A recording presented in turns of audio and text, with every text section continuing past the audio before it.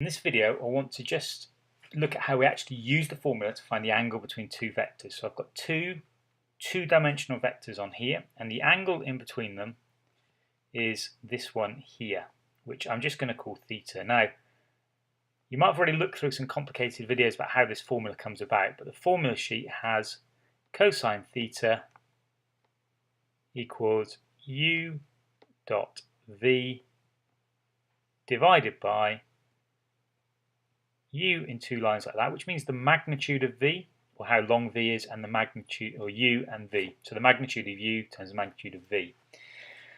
So first of all, I've got these two vectors. They should be written as columns, and I'm going to call this first one u. So this first vector up here is going to be u, which is 3, 4.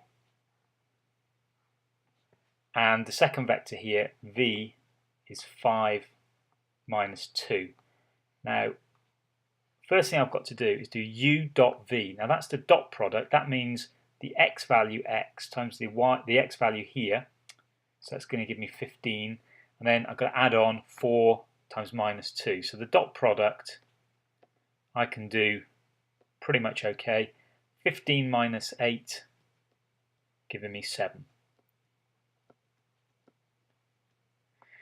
Now u with two lines around it, the magnitude, that means how long is u. So I'm going to look at u and I'm going to use Pythagoras. So that's 3 squared and 4 squared, 25 squared. So u squared is the square root of 25. So u magnitude is the square root of 25, which is quite easy. That's 5. V magnitude, that's going to be a little bit more difficult. It's 5 squared and 2 squared, and that's root 29. Now what I'm going to do is I'm going to put all of these three values into my calculator. So I grab a calculator here, and I'm going to do 7 divided by root 25, which I already know is 5, and root 29.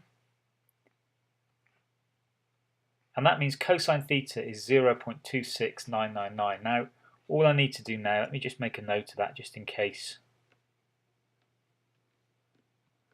I lose it. 2.26.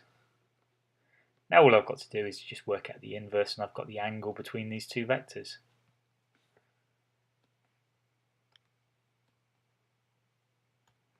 I'm in radian mode, so I'm just going to change that to degrees before we do it.